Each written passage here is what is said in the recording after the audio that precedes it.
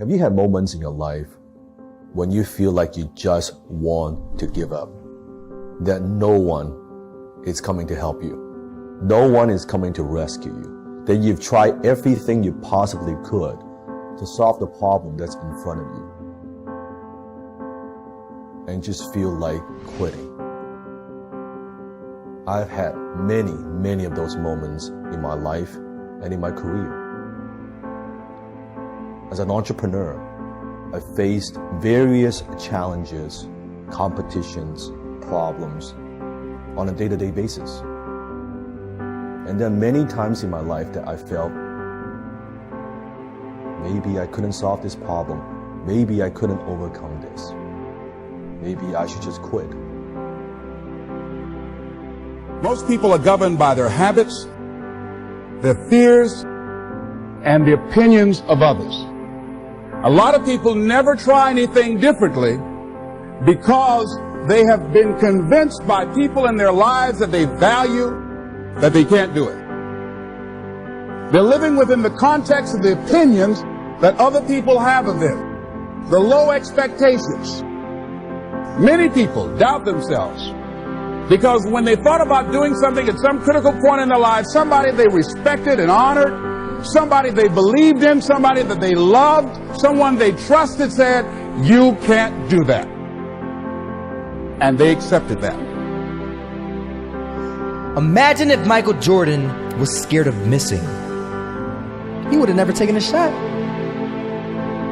Imagine if Steve Jobs was afraid of people not liking his product. There would be no iPhone. So ask yourself this. Do you want to be a person who fears failure, or do you want to be a person who loves success? Which one? You're going to have to pick today. And I'll tell you one thing. One is a failure, and one is a success. And if you love success, there is nothing that can stop you. All those negative things people say will mean nothing. As you look at your life, ask yourself the question, what would your life be like? What would your life look like if you decided not to care what people thought of you? What would your life be like if you decided to give up some of your fears? What would your life be like if you decided to become courageous? What would your life be like? So what I want you to do is think about something you want for you, that's real for you, that's important for you, that will give your life some special meaning and power. When you feel like quitting, remember all of those who said you'd fail. When you feel like giving up, remember why you started. When you feel like quitting, remember what you're doing it all for. When you feel like quitting, remember pain is temporary and greatness lasts forever. Stop thinking, worrying, looking over your shoulder, hoping for some easy way out, and just do! This is the time that you must wake up and realize that giving up is not the option that you must take. I understand that it's going to get tiresome sometimes.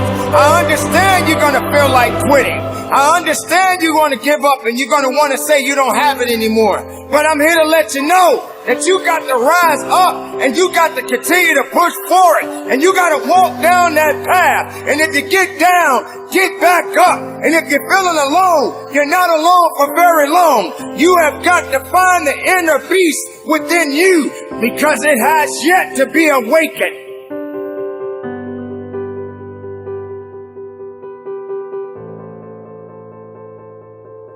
Do something different the next 90 days than you did the last 90 days, like picking up the books to read. Do something different, like the new health disciplines, relationship with your family, whatever it is, doesn't matter how small it is. If you'll start doing different things with the same circumstances, since we cannot change the circumstances, but we can change ourselves. We can change what we do. And then he gave me another secret to success when he said, What you have at the moment, Mr. Rohn, you've attracted by the person you've become. What you have at the moment, you've attracted by the person you've become. Rich people don't sleep 8 hours a day. That's a third of your life. It ain't but 24 hours in a day. You cannot be asleep 8 hours a day. You can't live in LA and wake up at 8 o'clock in the morning. It's 11 o'clock on the East Coast. The stock market been open 2 hours. They already making decisions about your life and your ass was asleep. The Bible says, he who loves to sleep and the folding of hands, poverty will set upon you like a thief in the night. Whatever it takes to get you to try harder, read more, set your goals, and go for it. You must learn to handle the negative. Don't ignore it. Handle it. You don't have to live in it. You don't have to dwell on it. But you do have to handle it, my opinion. I know some people teach, just turn your head real quick and say, there's no weeds, there's no weeds, there's no weeds. They'll take your guard. So you've got to handle the negative. Here's what part of it is. It's called the great war between good and evil. And there is a war on. The minute you were born, you got involved in the war between good and evil, between darkness and light, between negative and positive, between evil and good, between tyranny and democracy, between weeds and human activity. I mean, the war is on. If good does not arouse itself and become active, guess what moves in? Evil. It's a war. A mental war, a physical war, a financial war, between enterprise and ease, between accomplishment and failure. It's a war. Many of us delude ourselves with our words into believing that we're making changes and making progress, when in fact our daily activity is taking us in the exact opposite direction of our affirmations. Why would you walk in the opposite direction of your dreams? The man dreams of wealth and walks daily towards certain financial disaster. The man wishes for happiness and thinks the thoughts and commits the acts that take him to certain despair. So to have a prosperous life, start a prosperity plan. To become wealthy, start a wealth plan. Remember, you don't have to be wealthy to have a wealth plan. A person with no means can have a rich plan. If you are ill, start a health plan. If you don't have energy, start an energy plan. If you don't feel good, start a feel-good plan. If you're not smart, start a smart plan. If you can't, start a can plan. If you haven't, start a have plan. Anyone can. Even a bad person can start hearing good messages and reading good books. Recognize that the start of the better life, the happy life, the wealthy life is today. This is exciting. Both the process and the result can begin today. Start the new journey today. If you think of a new idea, today is the day to begin the discipline of putting that idea into action. Set this day up as a long, busy, exciting start for your new life. Get your first book for your new library today. Begin your new practice of setting goals today. Start clearing out a drawer of your new orderly desk today. Start eating an apple a day on your new health plan today. Put some money in your new investment for fortune account today. Start reading with intensity for your new wealth of mind plan today. Write a postponed letter today. Make a delayed telephone call today. Pick up your camera and take a picture of something to start your new treasury of photographs today. Get some momentum going on your new commitment to the better life. Your brain is the most powerful weapon in the world. Once you put away your phones and your computers and all that we have nowadays, yeah, it's great. We're up to date. But your brain is the only thing you have when you're going through depression, when you're going through hard times. If you can't control your own brain and your brain controls you, you're... Some people see the thing that they want, and some people see the thing that prevents them from getting the thing that they want. They know exactly what they want. They can see the summit. What they can't see is the mountain. Fear can hold you back from doing something that you know within yourself that you're capable of doing. When you put forth effort, you get reward. You should be constantly revising your conclusions. Most of us just throw ourselves into the deep end and then try swim and figure it out. And you're not the only person. There's so many people who feel like that. So the point is that you're trying to get to such a strong foundation that when you interact in the world, you're going with a sense of strength, fuel, energy to make a difference. Rather than going into the world and then going, oh my God, where am I, trying to figure it out.